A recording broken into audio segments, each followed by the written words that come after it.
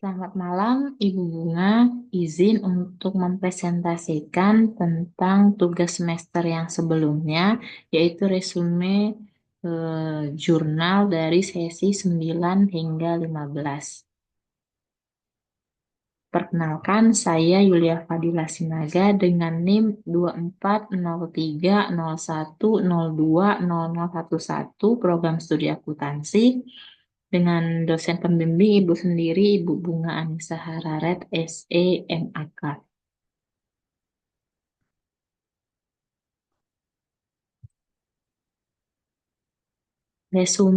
Pemaparan resume jurnal sesi ke-9 eh, terkait pengaruh struktur modal, struktur aktiva, dan manajemen modal kerja terhadap kinerja keuangan.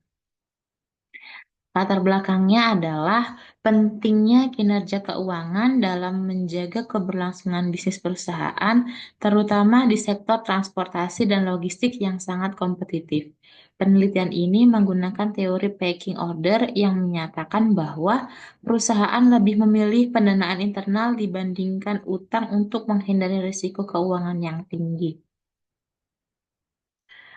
Data yang digunakan adalah eh, data sekunder yang diperoleh dari laporan keuangan tahunan emiten sektor transportasi dan logistik yang terdaftar di Bursa Efek Indonesia. Sedangkan variabel yang digunakan adalah empat, yaitu kinerja keuangan, struktur modal, struktur aktiva, serta manajemen modal kerja.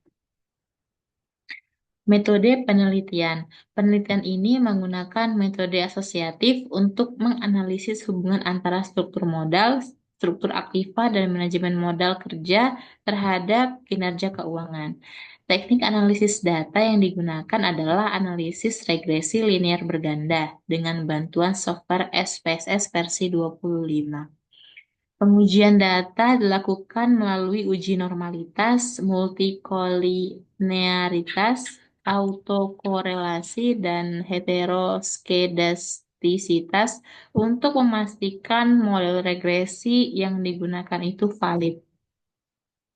Hasil penelitian atau analisis datanya adalah yang pertama, struktur modal berpengaruh negatif signifikan terhadap kinerja keuangan.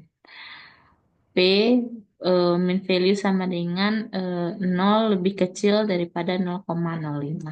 Ini menunjukkan bahwa semakin tinggi proporsi utang dalam struktur modal, semakin rendah profitabilitas perusahaan. Yang kedua adalah struktur aktiva berpengaruh negatif signifikan terhadap kinerja keuangan.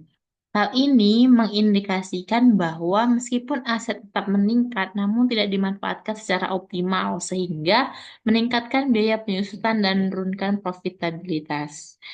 Yang ketiga adalah manajemen modal kerja tidak berpengaruh signifikan terhadap kinerja keuangan, yang artinya efisiensi dalam mengelola modal kerja tidak memiliki dampak yang cukup kuat terhadap profitabilitas perusahaan.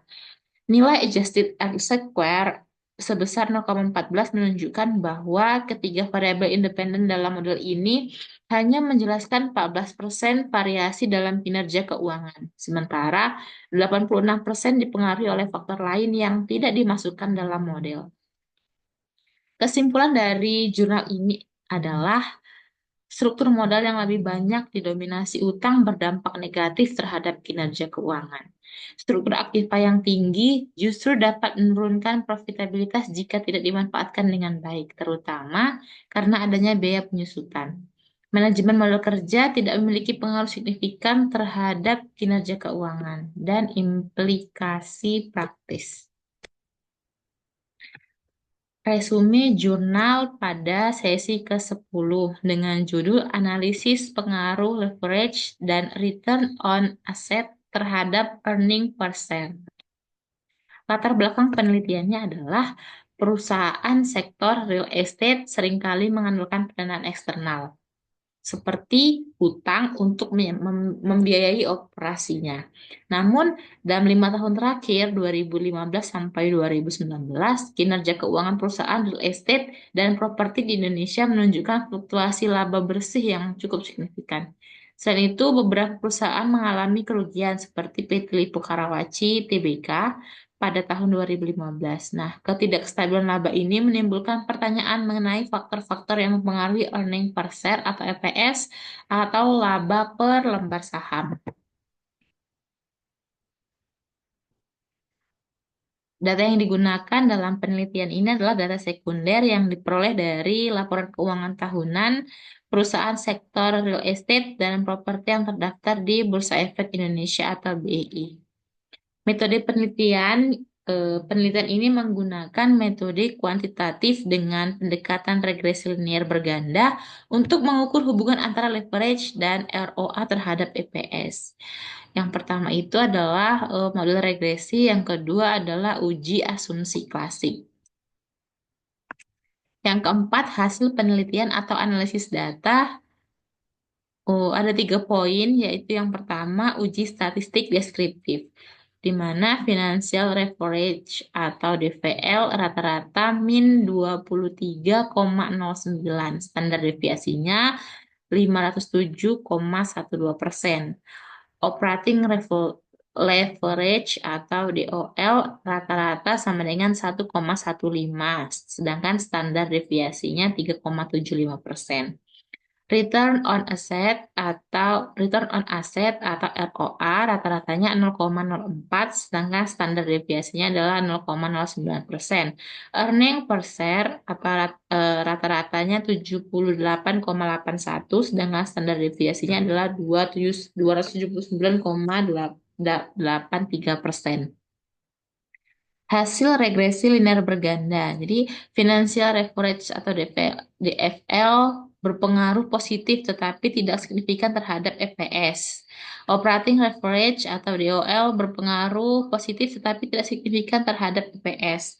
Return on asset atau ROA berpengaruh positif dan signifikan terhadap EPS.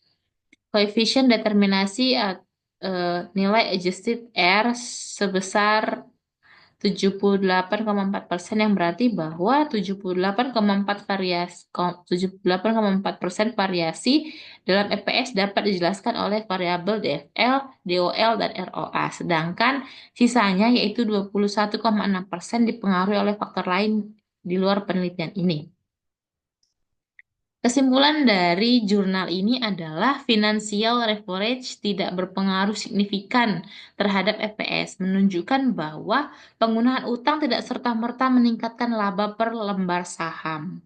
Yang kedua adalah operating leverage tidak berpengaruh signifikan terhadap EPS, yang berarti bahwa tingginya biaya tetap dalam operasional perusahaan tidak selalu meningkatkan profitabilitas. Yang ketiga, return on asset atau ROA berpengaruh positif dan signifikan terhadap PPS, menunjukkan bahwa semakin tinggi kemampuan perusahaan dalam mengelola asetnya, semakin tinggi keuntungannya yang diterima pemegang saham. Lanjut, ini adalah pemaparan resume jurnal dari sesi ke-11, yaitu dengan judul Analisis EBIT EPS dalam penentuan pembiayaan perusahaan konstruksi. Studi kasus 4 perusahaan BUMN karya periode 2017 hingga 2020. Latar belakang penelitian adalah pada tahun 2019, pandemi COVID-19 menyebabkan perlambatan di sektor konstruksi, menghambat proyek infrastruktur, dan mengakibatkan penurunan pendapatan hingga 70% bagi perusahaan BUMN karya. Penggunaan utang yang tinggi di sektor ini, sebagaimana dicatat oleh Moody's Investor Service, telah melampaui batas dan berpotensi membahayakan stabilitas ekonomi nasional. Penelitian terdahulu menunjukkan hasil yang bervariasi terkait pengaruh struktur modal terhadap profitabilitas perusahaan. Oleh karena itu, penelitian ini bertujuan untuk menganalisis hubungan antara leverage dan profitabilitas atau EPS menggunakan pendekatan EBIT EPS Indifference Point dengan fokus pada 4 perusahaan BUMN karya periode 2017-2020.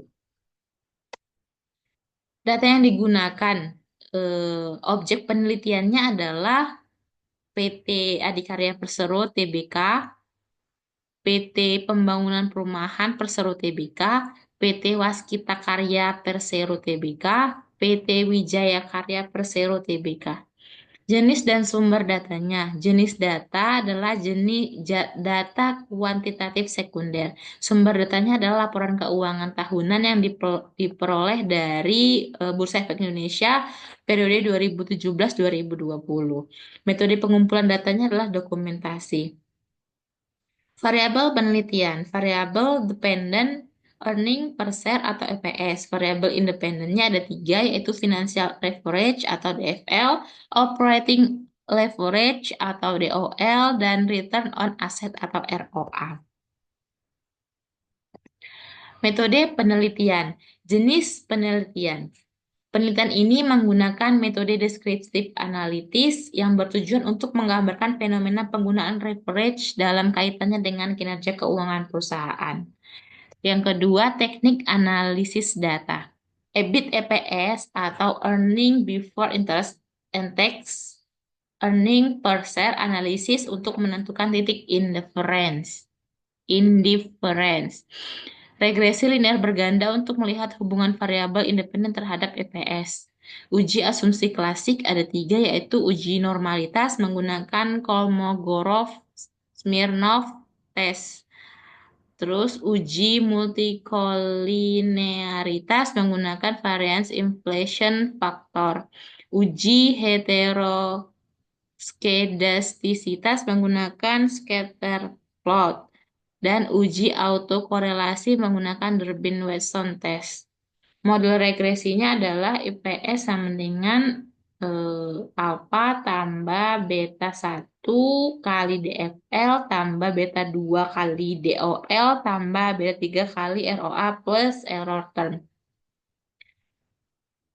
Selanjutnya adalah hasil penelitian atau analisis datanya menunjukkan struktur modal perusahaan, analisis EBIT EPS indifference point, analisis regresi linear berganda, dan koefisien determinasi. Struktur modal perusahaan. PT Adikarya mengalami peningkatan utang setiap tahun, namun tetap menjaga stabilitas keuangan. PT Pembangunan Perumahan mengalami peningkatan utang hingga tahun 2019, tetapi pada 2020 terjadi penurunan ekuitas akibat penurunan laba. PT Waskita Karya mulai mengalami kesulitan keuangan pada tahun 2018 sampai tahun 2020 akibat penurunan aset. PT Wijaya Karya menunjukkan kestabilan meskipun mengalami penurunan laba di tahun 2020. Yang kedua, analisis EBIT EPS indifference point, yaitu ketika EBIT berada di atas indifference point, penggunaan utang akan meningkatkan EPS. Sebaliknya, ketika EBIT berada di bawah indifference point, penggunaan utang menurunkan EPS. Yang ketiga, analisis regresi linear berganda. Financial leverage atau DFL tidak berpengaruh signifikan terhadap EPS. Operating leverage atau DOL tidak berpengaruh signifikan terhadap EPS. Return on asset atau ROA berpengaruh positif dan signifikan terhadap EPS. Nilai adjusted coefficient determinasi sama dengan 78,4% yang berarti bahwa 78,4 variasi EPS dapat dijelaskan oleh DFL, DOL, dan ROA, sedangkan 21,6% dipengaruhi oleh faktor lain. Kesimpulannya adalah penggunaan utang yang tinggi belum tentu efektif jika diimbangi dengan peningkatan laba perusahaan. EBIT yang berada di atas indifference point menunjukkan bahwa penggunaan utang lebih disarankan dibandingkan pembiayaan ekuitas. Return on asset merupakan faktor utama yang mempengaruhi EPS, bukan leverage.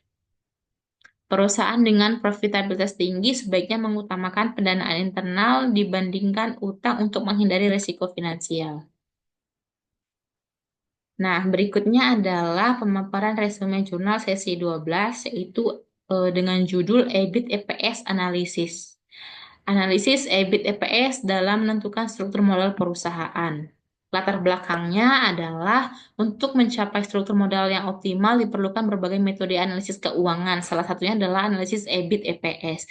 Nah, penelitian ini bertujuan untuk menganalisis pengaruh leverage keuangan terhadap EPS serta menentukan titik keseimbangan atau indifference point antara berbagai alternatif pembiayaan perusahaan seperti utang jangka panjang, saham preferen atau saham biasa. Data yang digunakan dalam penelitian ini adalah objek penelitian. Penelitian ini dilakukan pada studi kasus perusahaan hipotesis dengan struktur modal dan skenario pendanaan yang bervariasi. Jenis dan sumber datanya, jenis data menggunakan data kuantitatif sekunder dari laporan keuangan perusahaan. Sumber datanya adalah literatur terkait dengan struktur modal, leverage, dan analisis EBIT EPS. Variabel penelitian, variabel dependent. Satu, earning per share atau EPS sama dengan laba per saham. Laba per lembar saham. Yang kedua, variabel independen. Leverage keuangan atau penggunaan utang untuk membiayai operasi perusahaan. Leverage operasional atau tingkat biaya tetap dalam struktur biaya perusahaan. Yang ketiga, tingkat pajak atau dampak pajak terhadap struktur modal dan laba bersih. Metode penelitian. Jenis penelitian ini menggunakan metode deskriptif analitis yang bertujuan untuk mengidentifikasi dampak perubahan struktur modal terhadap EPS dengan menggunakan analisis EBIT EPS. Teknik analisis data. Analisis EBIT EPS untuk mengevaluasi alternatif pembiayaan. Penentuan indifference point untuk membandingkan dampak berbagai skenario pendanaan terhadap EPS. Regresi linear berganda untuk melihat hubungan antara leverage dan EPS. Model perhitungannya adalah EPS sama dengan EBIT kurang 1 dikali 1 kurang T dikurang PD dibagi dengan NS, di mana EBIT adalah earning before interest and tax, I interest, T tarif pajak penghasilan, PD atau dividen saham preferen, dan NS adalah jumlah saham biasa yang beredar. Uji asumsi klasik, uji normalitas yaitu menentukan apakah data berdistribusi normal. Uji multikolinearitas memeriksa hubungan antar variabel independen. Uji heteroskedasisitas memastikan tidak ada pola tertentu dalam penyebaran residual. Uji autokorelasi yaitu melihat hubungan antara residual dalam model regresi. Yang keempat, hasil penelitian atau analisis datanya adalah struktur model perusahaan. Terdapat 3 alternatif sumber pendanaan yang dianalisis, yaitu alternatif A menggunakan ekuitas penuh tanpa utang, alternatif B menggunakan utang jangka panjang dengan tingkat bunga 12%, alternatif C menggunakan saham preferen dengan dividen tetap 11%. Analisis EBIT EPS-nya, alternatif pendanaannya pada alternatif ekuitas murni, jumlah utangnya 0, jumlah saham biasanya 300.000, beban bunganya 0, dividen preferennya 0, EPS-nya 4,0. Untuk alternatif B, yaitu utang jangka panjang, jumlah utangnya 5 juta, jumlah saham biasanya 200.000, beban bunganya 600.000, dividen preferennya 0, dan EPS-nya 4,50. Alternatif C, yaitu saham preferen, jumlah utangnya 0, jumlah saham biasanya 200.000, beban bunganya 0, dividen preferennya 550.000, sedangkan EPS 3,25. Hasil perhitungan menunjukkan bahwa alternatif B memberikan EPS tertinggi, asalkan EBIT tetap berada di atas titik keseimbangan. Yang ketiga, penentuan indifference point berdasarkan hasil perhitungan diperoleh titik keseimbangan sebagai berikut. Titik keseimbangan atau indifference point antara ekuitas dan utang sama dengan 1.800.000 rupiah. Indifferent point antara ekuitas dan saham preferen adalah 3.300.000. Jika EBIT Di bawah 1.800.000, penggunaan ekuitas lebih menguntungkan dibandingkan utang. Jika EBIT di atas 1.800.000, penggunaan utang lebih menguntungkan dibandingkan dengan ekuitas.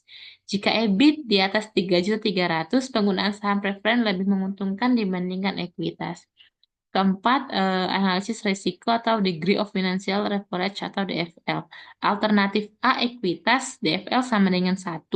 Alternatif B, utang, DFL sama dengan 1,33. Alternatif C itu saham preferen, DFL-nya 1,85.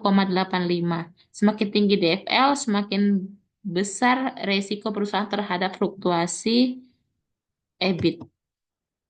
Kesimpulannya adalah penggunaan utang dapat meningkatkan EPS, tetapi juga meningkatkan risiko keuangan. Jika EBIT berada di atas indifference point, leverage keuangan lebih menguntungkan dibandingkan dengan ekuitas. Saham preferen hanya lebih menguntungkan jika EBIT sangat tinggi, yaitu lebih besar dari 3.300.000. Struktur model optimal sangat bergantung pada proyeksi EBIT perusahaan. Selanjutnya adalah pemaparan resume jurnal sesi ke-13 dengan judul analisis faktor-faktor yang mempengaruhi kebijakan pembayaran dividen. Latar belakang penelitiannya adalah kebijakan dividen merupakan keputusan perusahaan dalam menentukan apakah laba yang diperoleh akan dibagikan kepada pemegang saham atau ditahan untuk kebutuhan investasi masa depan. Kebijakan dividen yang stabil dapat meningkatkan kepercayaan investor dan menarik lebih banyak modal bagi perusahaan. Beberapa penelitian sebelumnya memberikan hasil yang berbeda mengenai faktor-faktor yang paling berpengaruh terhadap kebijakan dividen. Oleh karena itu, penelitian ini dilakukan untuk menganalisis kembali hubungan antara rasio-rasio keuangan dan kebijakan pembayaran dividen dengan objek penelitian yang berbeda, yaitu perusahaan sektor perdagangan besar barang produksi yang terdaftar di Bursa Efek Indonesia pada periode 2010 hingga 2014. Data yang digunakan yang pertama populasi dan sampel. Populasinya adalah seluruh perusahaan sektor perdagangan besar barang produksi yang terdaftar di Bursa Efek Indonesia selama periode 2010 hingga 2014. Sampel yaitu 7 perusahaan yang dipilih menggunakan metode purposive sampling berdasarkan kriteria tertentu. Yang kedua, jenis dan sumber data. Jenis data yang digunakan adalah data sekunder yang diperoleh dari laporan keuangan tahunan perusahaan. Sumber datanya adalah Bursa Efek Indonesia, jurnal ilmiah, buku, literatur terkait lainnya. Variabel penelitiannya ada dua, yaitu variabel dependen dan variabel independen. Variabel dependen sama dengan jumlah dividen tunai yang variabel dependen yang pertama kas dividen, yaitu jumlah dividen tunai yang dibayarkan perusahaan kepada pemegang saham. Yang kedua, variabel independen ada 5, yaitu current ratio, sama dengan mengukur kemampuan perusahaan dalam memenuhi kewajiban jangka pendek. Yang kedua, debt ratio, yaitu mengukur sejauh mana aset perusahaan didanai oleh utang. Yang ketiga, return on investment atau ROI, mengukur efisiensi perusahaan dalam menghasilkan laba dari investasi. Keempat adalah earning per share atau EPS, yaitu mengukur laba bersih yang diperoleh per lembar saham. Yang kelima adalah total asset turnover atau TATO, yaitu mengukur efisiensi perusahaan dalam menggunakan asetnya untuk menghasilkan pendapatan. Metode penelitian adalah penelitian ini menggunakan pendekatan explanatory research, yaitu penelitian yang menjelaskan hubungan kausal antara variabel-variabel melalui pengujian hipotesis. Yang kedua, teknik analisis data. Analisis regresi linear berganda digunakan untuk menguji hubungan antara variabel independen dan variabel dependen. Uji asumsi klasik meliputi 4 uji, yaitu uji normalitas, uji multikolinearitas, uji heteroskedastisitas, dan uji autokorelasi. Sedang yang ketiga, model regresinya dipakai adalah Y sama dengan alfa tambah beta 1 kali CR tambah beta 2 kali DR tambah beta 3 kali ROI tambah beta 4 kali EPS tambah beta 5 kali TATO plus E, di mana Y adalah cash dividend, CR adalah current ratio, DR adalah debt ratio, ROI return on investment, EPS earning per share, TATO total asset turnover, alpha adalah konstanta, dan E adalah error term. Selanjutnya adalah hasil penelitian atau analisis data.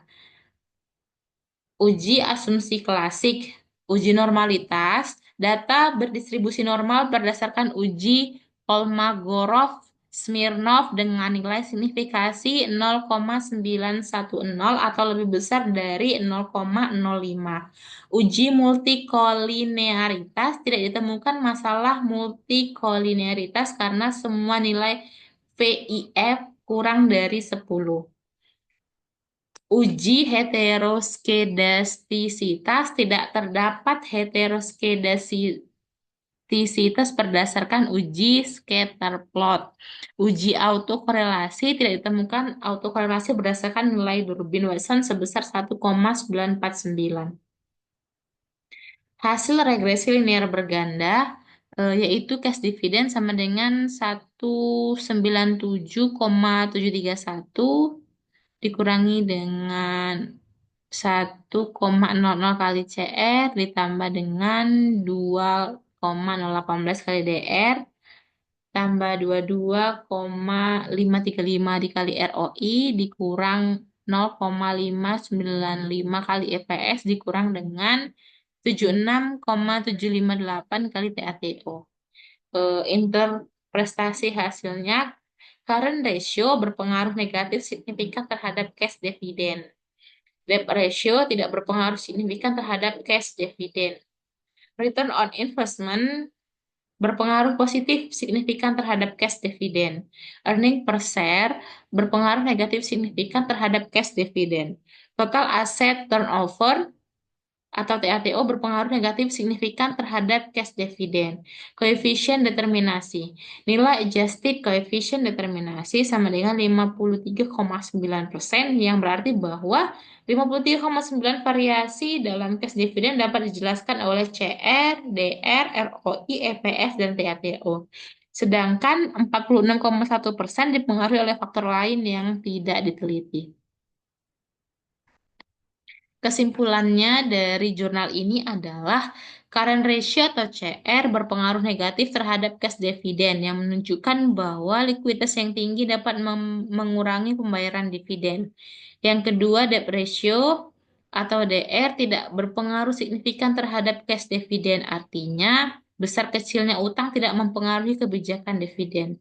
Yang ketiga adalah return on investment atau ROI berpengaruh positif signifikan terhadap cash dividend, menunjukkan bahwa semakin tinggi laba investasi, semakin besar dividen yang dibagikan.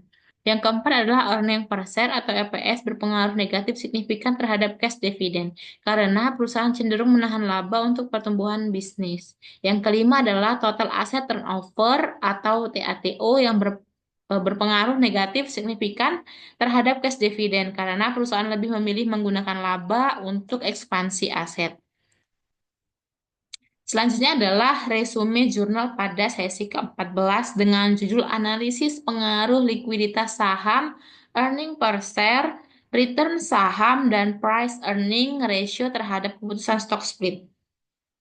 Latar belakang penelitiannya adalah stock split merupakan kebijakan perusahaan untuk memecah sahamnya menjadi unit yang lebih kecil dengan tujuan meningkatkan likuiditas dan menarik lebih banyak investor. Dalam beberapa kasus, stock split dapat memberikan dampak positif dengan meningkatkan likuiditas saham dan memperluas basis investor. Namun terdapat juga fenomena di mana harga saham justru mengalami tren downtrend setelah stock split, seperti yang terjadi pada saham HRUM dan SILO yang mengalami penurunan harga setelah stock split dilakukan. Sebaliknya, saham AKRA mengalami kenaikan harga setelah kebijakan stock split.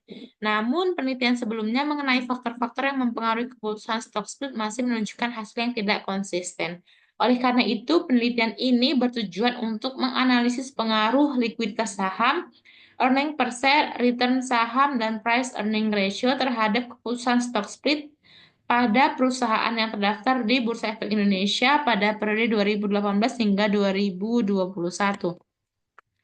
Data yang digunakan adalah populasi dan sampel. Populasi yang digunakan adalah perusahaan yang melakukan stock split dan terdaftar di Bursa Efek Indonesia pada periode 2018 hingga 2021.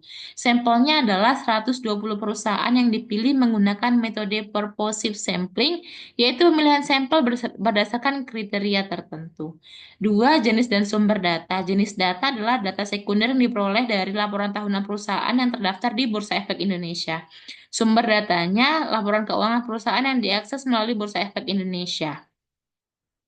Variabel penelitiannya adalah variabel dependen, satu keputusan stock split, variabel independennya ada 4 likuiditas saham atau X1, earning per share EPS, X2, return saham, X3, price earning ratio atau PR adalah X4.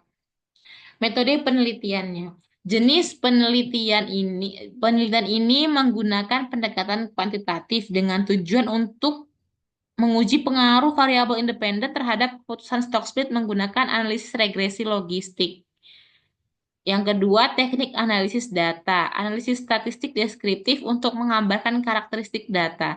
Regresi logistik untuk menguji hubungan antara variabel independen dengan keputusan stock split.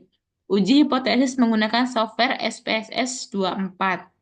Model regresi yaitu Y sama dengan alfa tambah beta 1 kali X1 tambah beta 2 kali X2 tambah beta 3 kali X3 tambah beta 4 kali X4 tambah E, di mana Y adalah keputusan stock split, X1 adalah likuiditas saham, X2 adalah earning per share, X3 adalah return saham, X4 adalah price earning ratio, alpha adalah konstanta, dan E adalah error term, di mana hasil penelitian dan analisis datanya menunjukkan statistik deskriptif berdasarkan hasil analisis deskriptif. Diperolehlah hasil berikut ini, yaitu variabel saham ada likuiditas saham, earning per share, return saham, price earning ratio, sama keputusan stock split. Untuk hasil uji hipotesis, berdasarkan hasil regresi logistik, diperoleh hasil sebagai berikut. Kesimpulannya, likuiditas saham itu tidak berpengaruh, earning per share-nya berpengaruh positif, return sahamnya tidak berpengaruh, sedangkan price earning ratio-nya berpengaruh positif. Interpretasi hasil. Likuiditas saham atau X1 tidak berpengaruh terhadap keputusan stock split.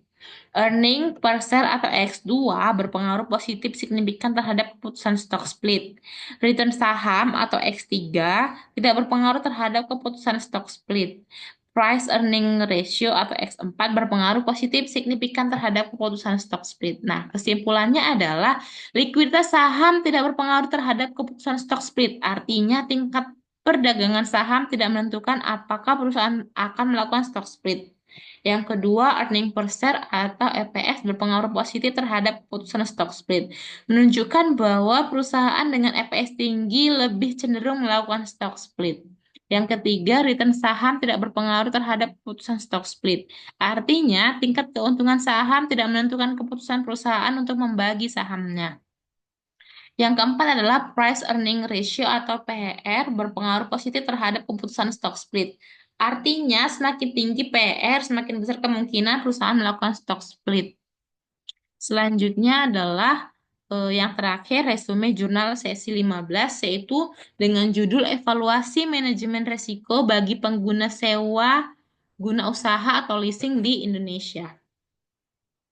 Latar belakang penelitiannya adalah sistem sewa guna memungkinkan pengguna untuk menyewa barang modal dengan opsi untuk membeli di masa mendatang, sehingga mengurangi beban investasi awal. Selama pandemi COVID-19, sektor leasing di Indonesia mengalami dampak signifikan. Pada April 2020, sebanyak 183 perusahaan leasing terdampak, dan jumlah ini hanya berkurang sedikit menjadi 167 perusahaan di tahun berikutnya.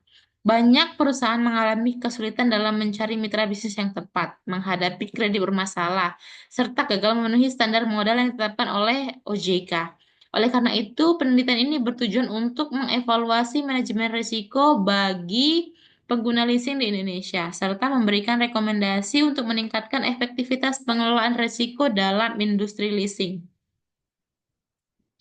Data yang digunakan adalah yang pertama model regresi. Penelitian ini berfokus pada perusahaan leasing di Indonesia, khususnya yang terdampak oleh COVID-19 dan mengalami tantangan dalam manajemen risiko. Yang kedua adalah uji asumsi klasik. Jenis datanya data kualitatif yang dikumpulkan dari studi literatur dan wawancara dengan pelaku industri leasing.